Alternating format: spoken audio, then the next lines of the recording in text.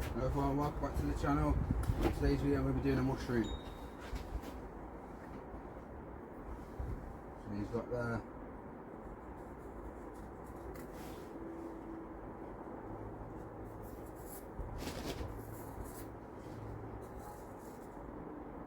lovely mushroom like that.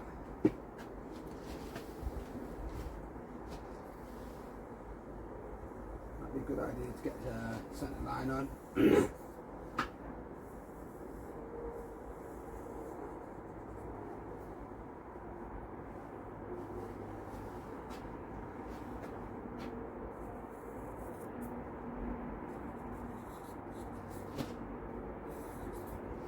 So we want a dome on top of our, for the top of our toadstool mushroom, and then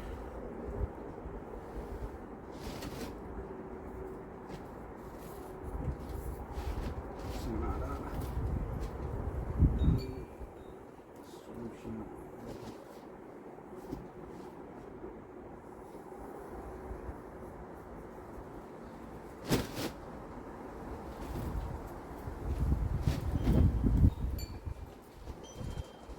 Might just bring something like that. Get inches in it.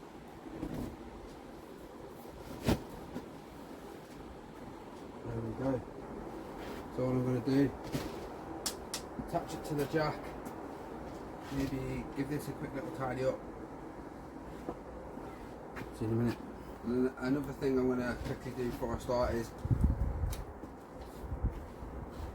put a little mark on the bar, so then when I'm going round here under the top of the toadstool, I know how far to go in, but still leave a nice decent stem in the middle, so it's nice and strong. I reckon about halfway through the bar.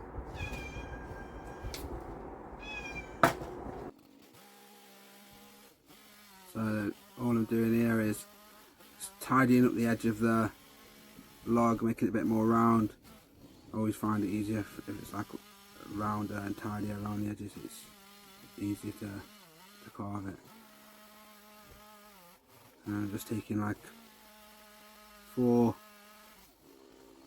wedges off the top, then little wedges off them four corners, and keep going around like that until it's starting to look like a dome on top. But I reckon next time just do the dome first before I start drawing on the stem and that, because I reckon it looks a bit big on the top, a bit big of a toadstool. But just keep going around, hit it with the side of the chainsaw, side of your chains, it's like sanding and smoothing it over. And I've gone round in a circle with the bar with my line drawn on, about halfway into the bar. So all I did that was just rest the bar on the top and then look at how much wood I've got left either side. So how much, if I drew the line halfway, how much am I leaving in the middle?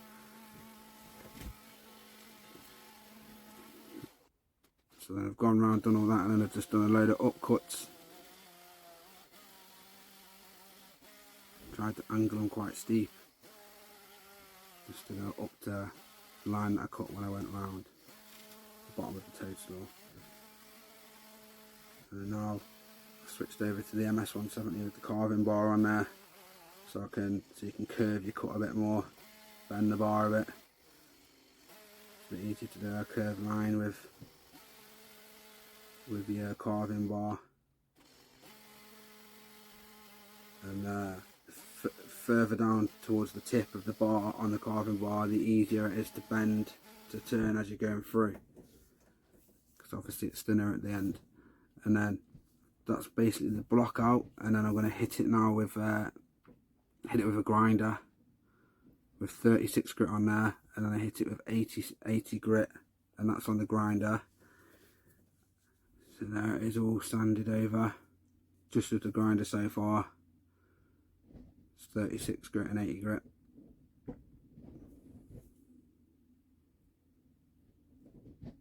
Looking smooth. I like the heart, the colour of the heart of the wood there as well. quality.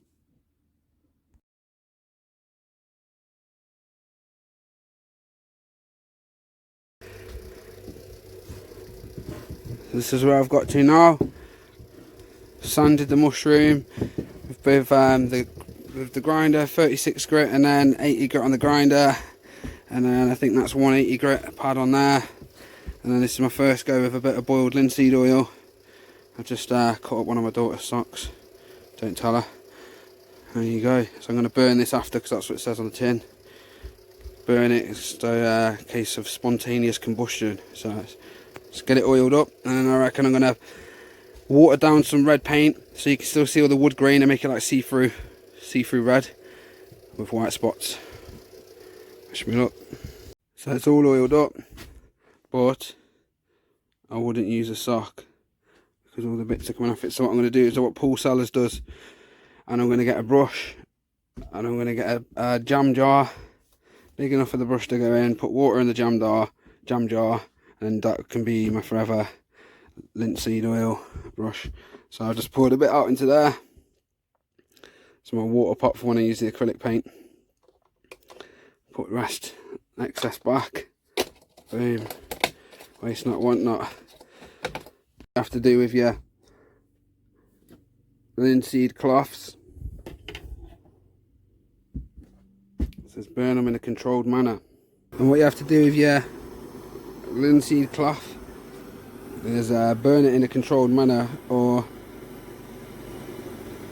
wash it with soapy water. I'm going to burn it.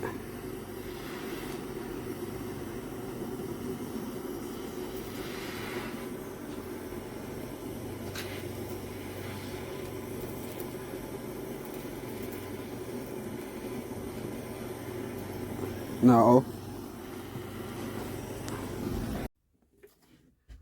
So I've linsealed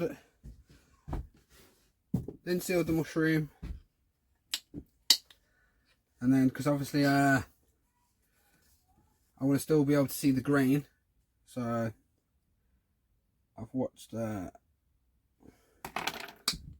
what's this guy online. I'll try and I've subscribed to his channel and that, but I'll see if I can find his channel. And what he does is he puts water into his acrylic paint, so you can still see the grain. So we'll see how it works. I don't know if I put too much paint or what, but we'll go with the flow. This is just a gift of my partner's grandma. So best time to practice when you're doing things that people aren't paying loads of money for. So let's see how it goes.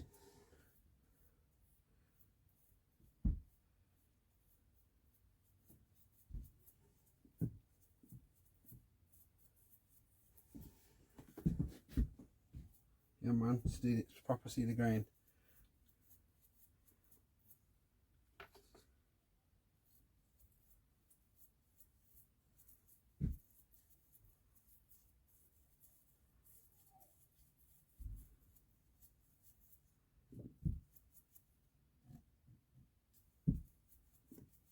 So I'm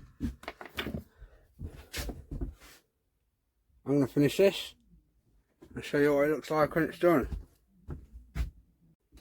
So that's what the mushroom looks like once it's been. So it's just linseed at the bottom, and then watered down red acrylic at the top so you can still see the grain.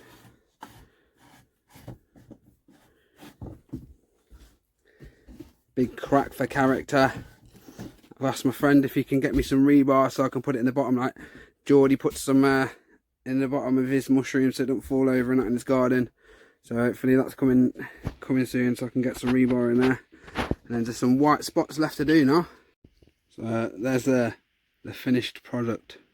I've only give it one coat of varnish, but I'm going to give it a couple more. The more you give it, the more more shiny it gets. So linseed oil first, then watered down red acrylic for the red, and then I've just used bit of white for some white splodges. And then I thought, whilst I've got the paintbrush out, might as well varnish everything else again as well. So I hope you enjoyed the video. If you did, give it a like, and please subscribe. Little forest of a mushroom in it, and everyone's welcome. Hello, welcome. So yeah, thanks for watching. Let's get making some mushrooms. Have a good day. So this is what I meant with the linseed oil. And Paul Sellers, he doesn't do chainsaw carving, he does like proper carpentry and that, but got some good videos on there. So that's how I learnt how to do my planing from. I was watching Paul Sellers' channel, and on one of his videos, I can't remember which one, but it's like, be careful with your linseed rags because they can set on fire. So obviously it says it on the tin as well, but what he did with his was put it in a jar with some water in there, so then that's your linseed brush forever. So yeah, go check out Paul Sellers if you want to learn how to do some joinery and some hand planing. And if you watch Jordy Johnson's mushroom video, you'll see what he does with his at the end, and puts the rebar in there so it doesn't get blown over. So when you do like a little thin mushroom or something thin in the garden, wind doesn't blow it over. So yeah,